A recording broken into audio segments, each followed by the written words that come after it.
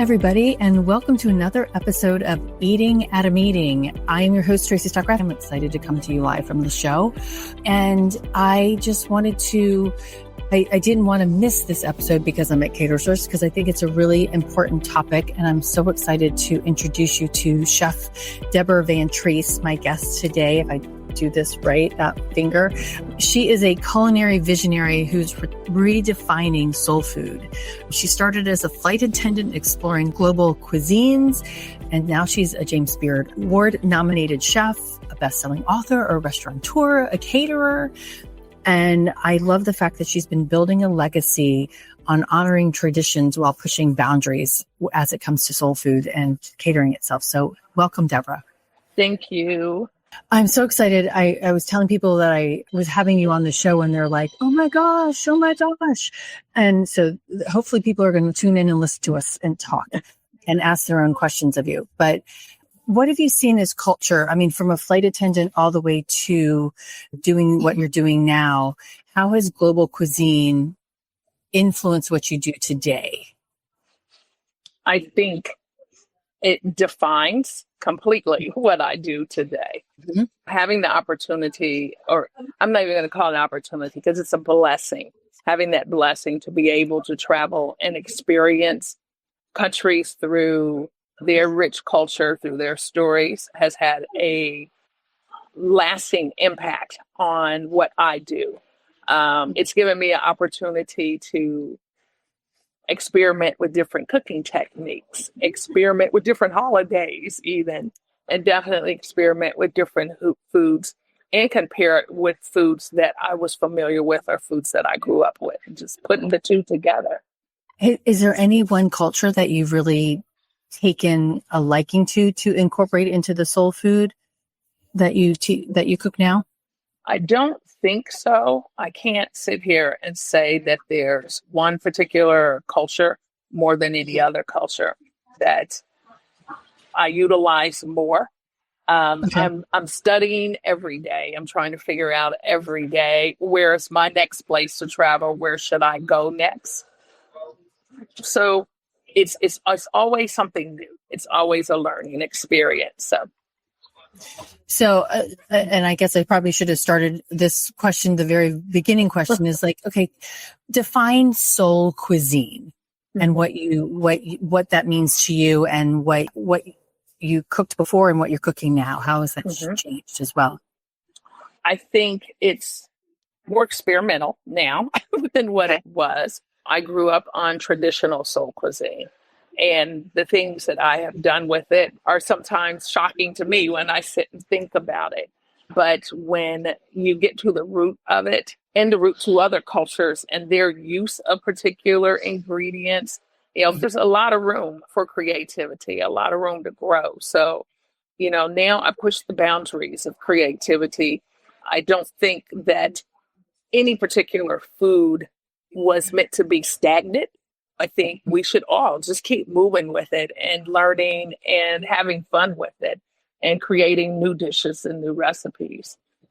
Now, because you do catering and as well, so is that menu, is the catering also follow what you do in the restaurant, the soul cuisine, and that's what people are hiring you to do as a caterer, or are you incorporating other kinds of dishes into that catering arm? I incorporate other dishes. I mean, I can do them both, but I honestly get a lot of calls, a lot of people who are looking to specifically have a menu created the way that I create them. I would prefer, I shy away from sending you a form that says you can have choice A, B, C, and this is it, because I think we should take into consideration each person's personal taste, their personal vision.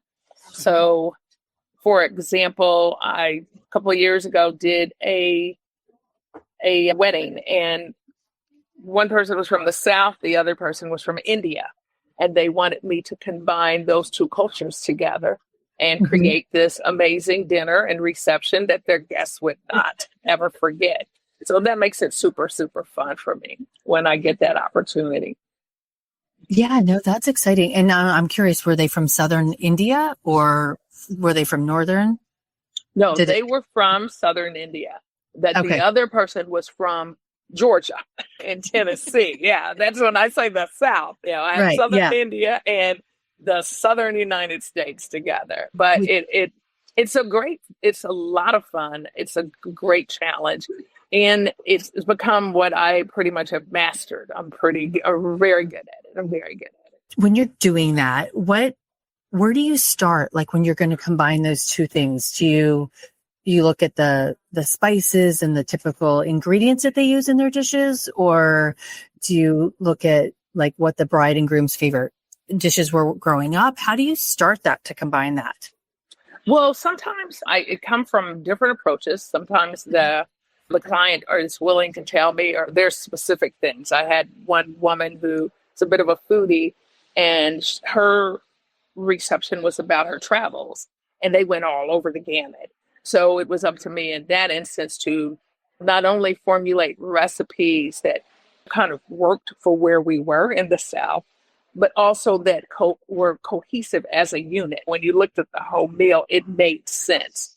Other times it is me looking at what the traditions are of a particular culture, what traditional food you have, and then comparing it or thinking about food that is indigenous to the South or to the United States, and just seeing where they can be interchanged, where ingredients can be interchanged. Something simple is when you look at arancini and you look at rice, when you look at grits and you look at polenta, and it can broaden itself even more. So those are kind of the things I look at. And also the spices, like you mentioned, what spices they have.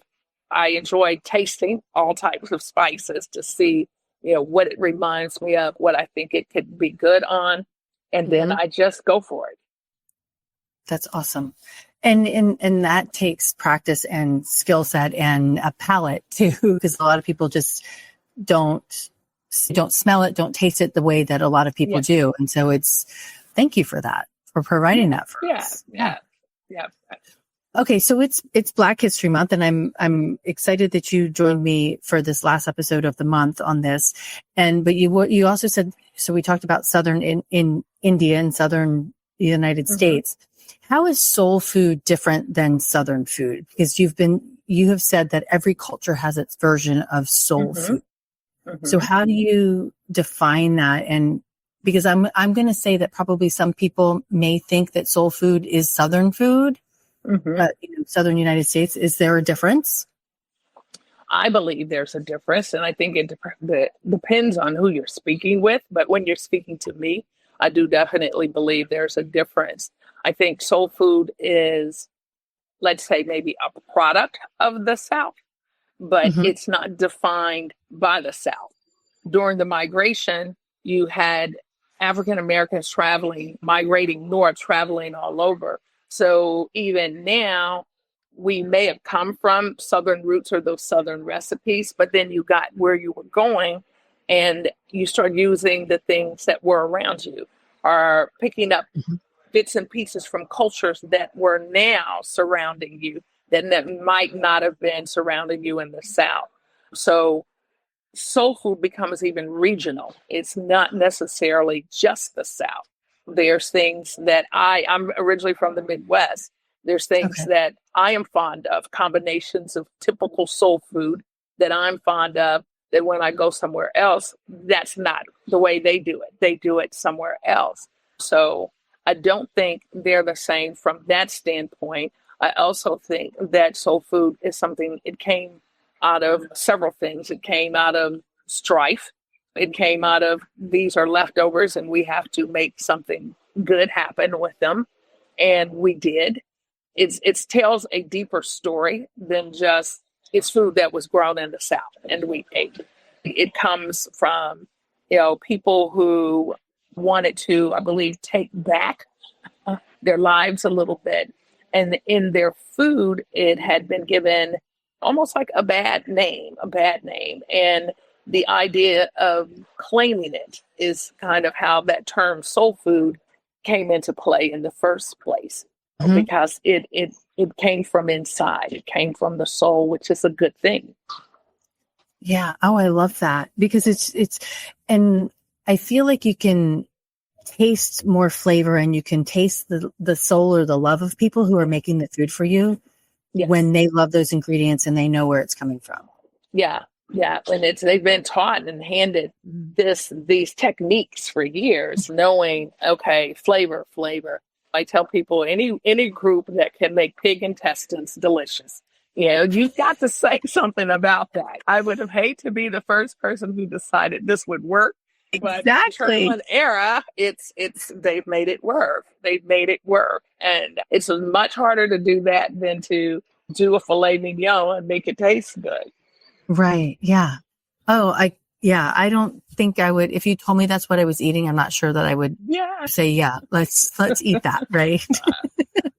But I mean, and that's looking at it when you're thinking about sustainability wise now too, is like, it's like using the whole animal, right. Yes. And figuring out how to do that. And because it was a sense of like, we don't want this to go to waste. Right. Yes. Yeah. Yeah. Well, it was a sense of nourishment, right, for slaves. But then you see other countries, that's not necessarily how they were looking at it. That was kind of a light bulb moment for me at one point, traveling to France and realizing that I'm looking at chitlins and they're being made into a sausage. And it is like a very popular dish. And the Normandy area of France is very popular. Interesting. Because it would not be something that we would normally think. I think Terry Koval is the first that has introduced me like to pig ears and eating those things. And so I'm like, okay, Terry, if you're making it taste good, I will try it. I trust you. Yeah. So your dishes have incorporated some very unexpected flavors, which kind of, and I have not eaten them myself. So this is just from third party hearing this. So I need to get back down to Atlanta and come to your restaurant. But people have said unexpected flavors, and which we've kind of been talking about that. Can you share a story behind a dish that perfectly represents your soul food philosophy? Is there anything that does? Wow. I think one of the most popular items we have, which has been on the menu at Twisted Soul for years, is hoisin oxtails. Tails are not traditionally something that has an Asian flair, even though there's Asian dishes with oxtails. A lot especially here in Atlanta, they think oxtails, they think Jamaican culture. Because it is pretty well known that a lot of the food that Jamaicans kind of call their own, one of them is oxtails. I grew up in the Midwest, far away from Jamaica and most of the Jamaican culture, but I also grew up on oxtails. Putting all that together and then realizing too, well, Asians had oxtails also. What can I do different than what has been done or what I grew up with? And that's where I kind of developed this 𝐒𝐭∗ oxtail by using Chinese 5-spice or fresh ginger and all of that to turn it into something a little bit different. We grew up on neck bones and potatoes. Neck bones? Neck bones, yes. Okay. So neck bones, definitely it's the neck of the animal. So it's bony, but it's usually a lot of meat on it.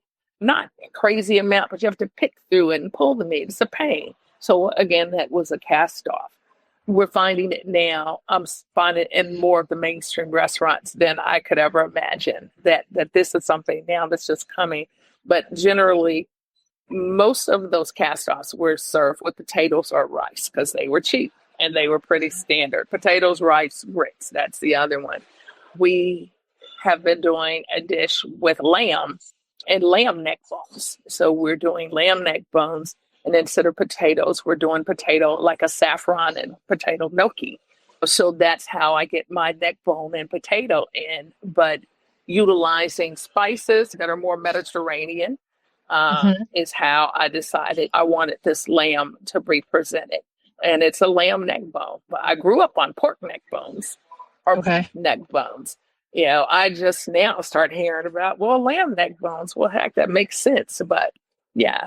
Right. So it's basically another form of a neck bone and a potato. So that's how a lot of the dishes, I look at what my tradition is, We eat fish and spaghetti from the Midwest, fried fish spaghetti, because the Really? Italian influence Never heard comes of in. that. Wow. In the Midwest, you had the mafia, the Italians, all in the Midwest. And so that's kind of where that has come from, is that influence from the Italians. So in the South, I know it's fish and grits. In the Midwest, it's fish and spaghetti. But the spaghetti we usually make was meatless and a little bit of spicy, which reminds me of the arrabbiata pasta sauce that Italians used in the first place. So, yeah, that's kind of the revelations. They're not really big revelations. It's just I put thought behind it. And sometimes I wonder why. Why did you come up with this? Yeah. But I like to do a lot of research and even understand how particular dishes or spices just came even into existence. Yeah. When you think about it, it's like mind boggling. Like even there's one called Carrageenan, which is but it's from a seaweed. I'm like, how did you figure that out to go make that as an additive in things, right? Yeah. It's intuitiveness and trial and error, right? I'm like, oh, I see this. And yeah. And I think it's people utilizing things in their countries and their regions, and then realizing, wow, look at what I can do to this. And then basically just old fashioned, it traveled from there to here. And then someone else picked it up and came up with additional things. So I think when you look at the world of culinary from that perspective, there's no end to the creativity you can have with it. Right. And it does make in that melting pot type of thought process, right? And like you're taking everything that you've learned from your travels as a flight attendant and through what you do now, and tasting and flavors and things like, oh, how can I add that to that dish, right? That might be we eat very simplistically in my house, so we're not chefs, so we don't try a lot of things. But when I'm out, I like to do that because it's like, where do you get that flavor from? Or I remember being in New Orleans and and I love horseradish and I love Brussels sprouts, but sauteing them together, I would never have thought, right? Yeah. Okay, so you're a Black woman chef. How has that influenced your career? And you're in the culinary industry across the board. I mean, I was reading an article the other day about some female chefs in the UK that are coming out against some misogynistic, sexist stuff that was said in the kitchens there, and 70 women have signed this thing. But you're a Black woman, so you have, I don't want to say those two things against you, right? But how has that influenced your career and opening these restaurants, opening this catering company, and now, you've got a television show? Let's see. Wow. It's such a long period of time too, that we're talking about, because I've been in the industry about 30 plus years now. Okay. Actually. So where I started, congratulations, where I am, thank you, are two completely different places. I did not realize how I came from the space of a flight attendant, an international flight attendant to boot. So it was a very female forward environment, lots of women. There were men that were getting involved when I first started. So by the time I left, it's actually quite a few of them, but just a melting pot. And fast forward to now, I'm in this culinary realm in the South, and definitely it was an eye opener for me. So, misogynistic, yes. Racist, yes. All of the above. But I think, my background of being around all types of people, all types of culture, always kept in the forefront. My faith in security in who I was and what my intentions were, what I wanted to do, and just constantly focusing on making myself better, competing with myself, not with other people.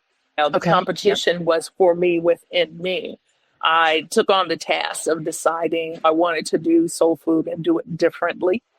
At that particular time, it wasn't a lot of that happening, but it was kind of my answer to soul food being kind of cast to the wayside. And thought, all you have to do is put what you learned in culinary school into what you've grown up with and put those two together, and you're going to be pretty dangerous, because it's really the story I'm choosing to tell was a story that exclusively belonged to me. So I believe it set me a little bit apart, but more than that, just the maturity and the determination to break down barriers and definitely not shun away from them. It's like just to keep pushing and moving forward. Now, in the space I'm in now, I try to use my voice more to help those who are coming behind me, so their journey is not as hard. I'm not saying it's going to be an easy journey, because it's very competitive out here, no matter who you are. Right. But it is still inequity in for people of color and for women in the culinary world. So he's like, buckle up, girl, and just keep moving. Yeah. That ties in the fact that you said you want to make it easier for people that are coming behind you. And there was a New York Times article from, I think it was 2018, on female chefs and female chef partners, right? And it was saying that mentors were few for the lesbian chefs as they came up the ranks. And it seemed that male chefs was more likely to give opportunities to a male cook than a younger, who looked like that chef himself, right? And you shared in that quote that I got from you on that was that the situation is now reversed, and that fewer men are applying for jobs in your kitchen, saying they tell me that the idea of working under a lady chef, they just can't deal with it. I mean, that was 6 years ago, if I do my math correctly. Yeah. Do you find that the same now? Right now, I have an all-male kitchen. What? That's awesome. Now it's the opposite. I have a hard time finding women. Really? Yeah. And I think part of it is the independent spirit. And the other piece of it, I think women sometimes, and I don't mean this across the board, but if most chefs, the new up and coming, they're younger, just like, and I don't want to be offensive, but my daughter's in the business with me also. Okay. And so there's this mother-daughter thing. And when I have young women, there kind of becomes almost that role also. So they become combative sometimes, just combative, and I expect that because I was combative when I was younger. So it's not something that is wasted on me, and I'm patient with it, but I have my moments where I know, okay, they're not going to be here long, because they have to get out there and see what it's like sometimes, and then realize, okay, what I have here is someone who's willing to put the work in to try to get me to a better place. And I always hope, no matter what, that anyone who's worked for me, male, female, whatever, they leave here better than what they were, that they did learn something for me. It's like, that's my goal. That's always my goal. It just so happens right now, I'm not the easiest chef to work with, because I am excited always about what I do. I want my staff to be excited. And I think it shows in what we present to our customer. If you're not excited, if you're not willing to learn, if you're not willing to push yourself, if I'm real honest, this is just not the kitchen for you. So right now I have really a little hodgepodge of men. And I think a lot of it comes because no one believes in them and I do, and I'm willing to teach and show you everything I know. It's like, I just need you to have the open mind and be willing to learn and expand on what you already think you know. So right now, it just happens to be all male back of the house. I have a friend, this just popped into my head, who has a son with disabilities, and he's going through culinary school in North Carolina, and he's reached out to a couple of different restaurants, and they brought him in to do some things like, he does prep really well. I mean, and then they ghost him. And they're like, yeah, we've got a spot for you here and we think you'll be great. Oh, but chef's traveling right now. We'll call you back in a couple of weeks. And he's just, and his mom is my Pilates instructor. And she's like, he's a big boy. If you don't want to hire him, let him know. Like, if you trust him and he gets the job done, then why can't you? Yeah. I'm like, I love your philosophy there, because to me, if he's doing the work, that you want him to, then give him the chance. Yeah. Because I mean, as quiet as it's kept, we chefs try to pretend like it's rocket science. It really is not. It really is not. Okay. It's really, if you can chop the carrot the same way every day, and I need 1 million carrots done. Wow. Okay. Great. Right. Oh, it's so many like little tasks that are like needed. And you really, for me, what I need is someone with a willingness to learn, who will be here on time and ready to go. Yeah. That's it. Yeah. That's it. Yeah. And after that, I can work around the rest of it, because I will teach you whatever it is that I need for you to know. And you'll watch me, because I'm very big still of, I won't ask you to do anything that you won't see me doing myself, even to this day, with the TV show and with the this and the James, it doesn't matter. And you will see me scrubbing the floorboard. If I look down, everybody's busy and it's dirty.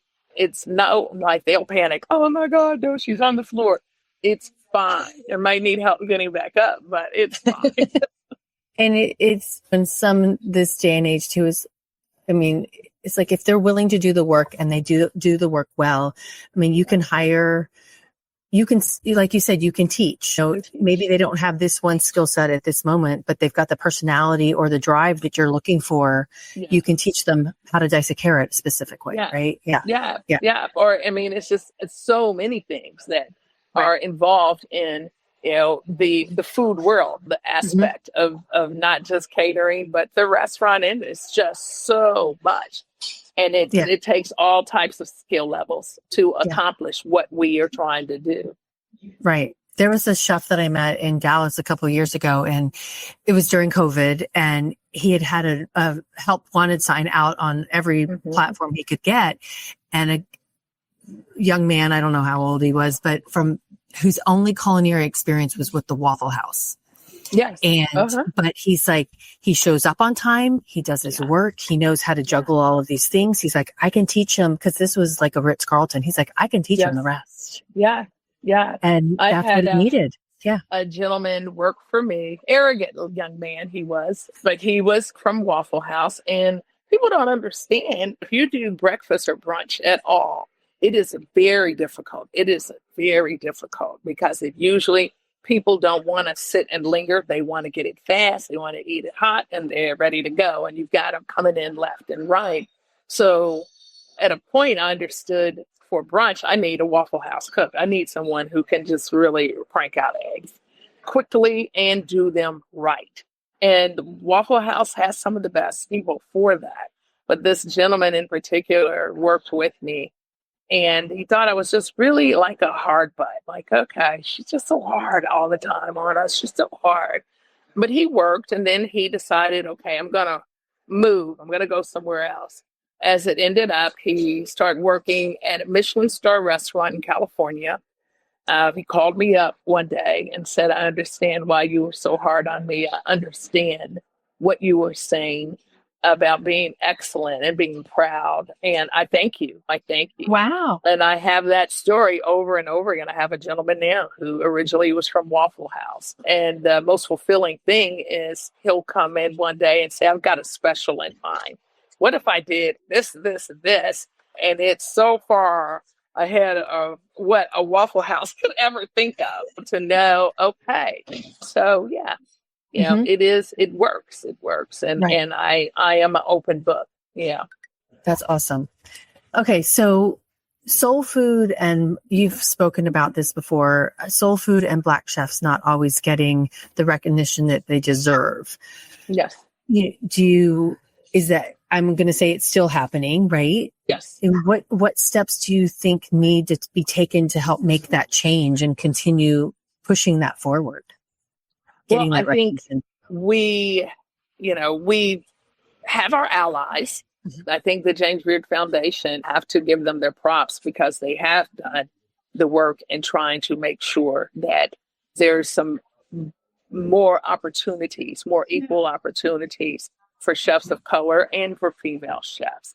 There's quite a few organizations, especially amongst the women, that are promoting women and women in the culinary field and trying to give them education and the tools that we need to try to overcome some of those inequities. So I think we need to continue to see those programs, to be able to utilize them and have them offered. I also think it's important for the chefs who have made progress to always do what they can to help those that are coming from behind. For as far as encouraging and mentorship, that's like I am huge on the importance of mentorship and for people who look like you to see you, to be visible and to be there and to be seen and to be willing to help where you can, because sometimes it's just a little bit of advice that someone needs, and just knowing someone takes the time to care is really, I think, some days what helps them to get to the next phase. Just having that ear, or that, like, a 5-minute conversation can help in so many ways as well. And sometimes it's the simplest answer, but you can't see the forest for the trees. Yeah, exactly. Yeah. Well, and I know you and I are both members of 𝐸 Mm-hmm. How do you think the importance of that in elevating 𝐸 and women in culinary as well through 𝐸 and other organizations like James Beard? What steps do we need to take? I mean, is there anything that we need to be doing differently? Well, I think a big move for 𝐸 was to open up the application process where it was a little bit easier. Yeah. It started out, someone has to recommend you. That means you have to make yourself visible to someone who probably is not looking in your direction. So I do think, and I've seen the changes, at least here in the Atlanta chapter, on what can happen once we did that. I think it allows us to see or be exposed to some of the best that are out there, and even be exposed to those who we didn't know even existed. Whether or not they are ready to become a member of 𝐸, because I am one too who think that it's important to become a member, that you participate a little bit. Come see. And I've told this to many people. Don't call me telling me you want to do this, but you've never been, because it's not a social club. It's like if you've never been to a meeting or an event or anything to see what the true purpose, what the work is about, then it's not a good thing. It's not, you need to, no matter what organization, know what you're doing before you decide, I'm going to hop on board. Because at that point, anything else, I feel like it's a resume builder, not that you really care. Yeah. But opening it, that was a huge step. I think also organizations positioning themselves into places that maybe they didn't think were important before. In schools, in high schools, there's culinary classes going on. In the classrooms, as an organization, if you're wanting to help, there's a good place to start. Going into some of these inner city schools and doing some type of programming where these young people who are interested in culinary even know that you exist. So I think visibility is a key to, and it's the responsibility of the organization. It's like, don't keep putting it on the people who don't know you're there. It's like, let's make extra efforts in making sure people know, hey, there's some organizations out here that will support you. And here we are. Right, exactly. Because I put it out to Cynthia Graubert. I'm like, Cynthia, who do I know? Who do you know? Because I became a dom in Atlanta as well. And now I'm in North Carolina. But so it's promoting yourself with the knowledge that you're not being selfish, right? You want to be known and you want people to help you grow. I mean, it's a growth opportunity. Yeah. Yeah. So Twisted Soul Cookhouse and Pours, your restaurant, has become a staple in Atlanta. What impact do you hope that it leaves onto the culinary world of Atlanta and the United States? I hope my ultimate dream is that it survives way longer than I do. I hope it also becomes a place, like a beacon, where young chefs want to come and want to put some time in here just to say that I work there from here to there. Even like in the position of being somewhat of a launching pad, I think would be kind of a dream for me. But I also know that I want it to constantly evolve. I don't want to be that classic restaurant that never changed the recipe. That's not what I do. And I don't want to get stuck on like those hoisin oxtails. I'm like, they're cute for a while, but at some point, somebody needs to come up with a better one or one that's just as good. And we revisit that. So I'm hoping that it is always going to be a place of growth and a place of positivity, and where we have fun cooking, where we're dancing in the kitchen as we cook. Oh, that's awesome. And your daughter, because you said earlier that your daughter's in the business with you. And then I want to tie that a little bit to the fact that you're an advocate for humane farming and sustainable agriculture. There's a lot of urban farms in Atlanta, in and around Atlanta. And a lot of them are Black farmers, people of color farmers. Mm-hmm. How important is that into the future, the culinary future of the restaurant, but then also this is, I guess, 2-part question is like, what do you want your daughter to take from what she's learning now and continuing on the restaurant? That's 2 questions, I think. Yeah. For the farmers, I want them to thrive, especially, I don't want to say not the rural farmers, but there's so many food deserts here in this big city, just like in many other cities. But I know this city, and I know there's tons of food deserts. So it's been nice to see these urban farms popping up like throughout the urban areas of the city, so they can offer healthier options. If you can't get around, you can just walk there. And we need more of that. Often the neighborhood spot that you can walk in is just selling like sugary honey buns and potato chips. So to have farmers that are coming up and putting small urban farms and offering fresh fruits and veggies, I think we need to see more than that, because it is impactful on our underserved communities in more ways than one. Just offering something nourishing, and we want to make sure we continue that piece. My daughter, I started this, believe it or not, because she was born and I didn't want to be away from home so much. So I thought, I'll go to culinary school, be a chef, right? And that didn't quite work out the way I thought. But the good thing is she was always able to be with me. So she has watched me, been by my side since I think I graduated at 2, when she was 2 from culinary school. Okay. She's been by my side this whole time. And she's had the opportunity to see me build from nothing to where we're at now. With that, she's also had an incredible food journey for a young African-American woman. It's like she has been exposed to so much, and now she has leaned toward the cocktail side of it. But, I'm very proud of the way she addresses that also, because she has the same spirit with what she creates that I have on the food side. She has that same spirit. She's making her own shrubs and she's producing this. And her big thing now, she's growing a lemon in her apartment on a lemon tree. But just having her understand a little bit more about food systems and history and culture.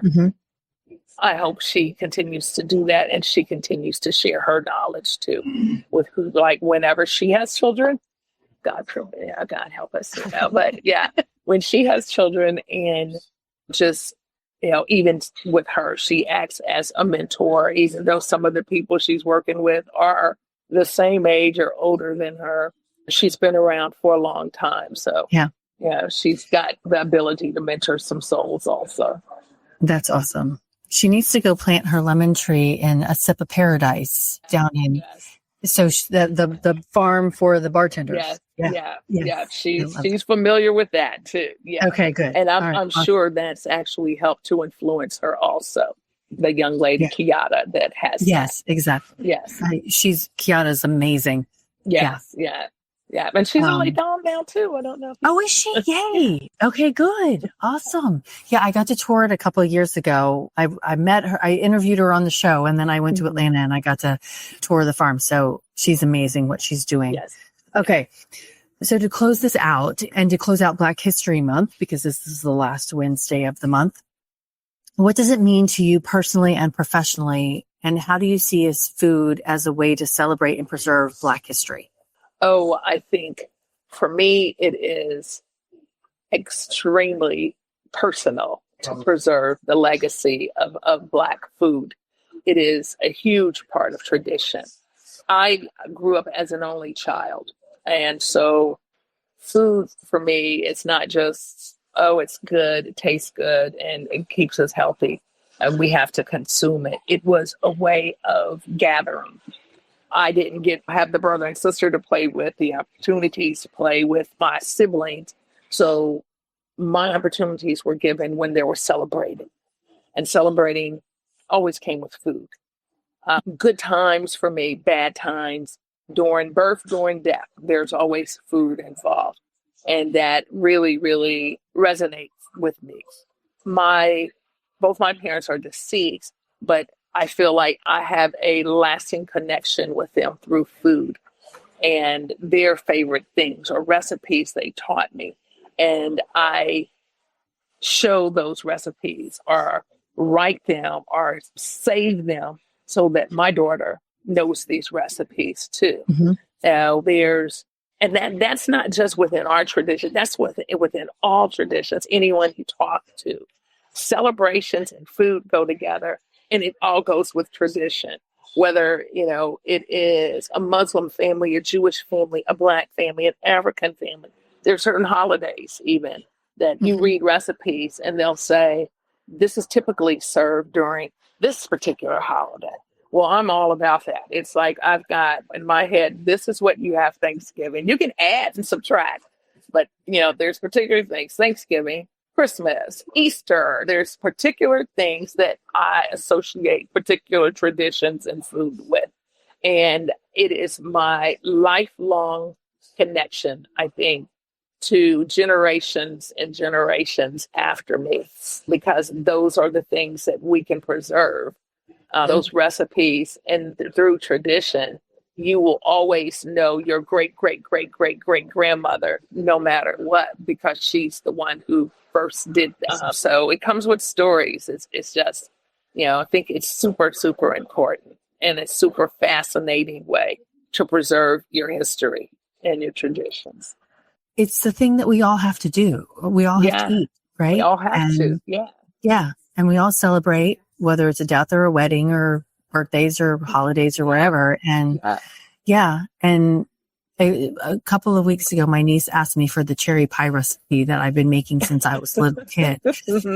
And it's from it's either Good Housekeeping or Better Homes and Gardens, the red and white checkered cookbook. And my mom's like, well, and it's that cookbook thing that we've peeled off and you put the piece of paper in it and peel it up, and it's like so tarnished in color and whatever. And my mom's like, this is it. And I'm like, no, that's the wrong one. I mean, I'm like, do not use this one. No, don't use this one. This is it. This is the one, right? Yeah. I've got a couple that are in baggies. Yeah. Oh, it's awesome. Well, I thank you so much for being here, but I also thank you for doing what you do with how you cook, how you teach, and how you represent yourself, your daughter, and everyone. So I thank you so much for what you do.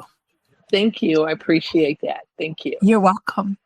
All right, everybody. This is Chef Deborah VanTrece, and I'm going to I didn't ask you this beforehand, but I'm putting up, here's the website to the restaurant in Atlanta. And where is it in Atlanta exactly? It is in West Midtown, 1133 Huff Road. Okay. Oh, over by all the art districts.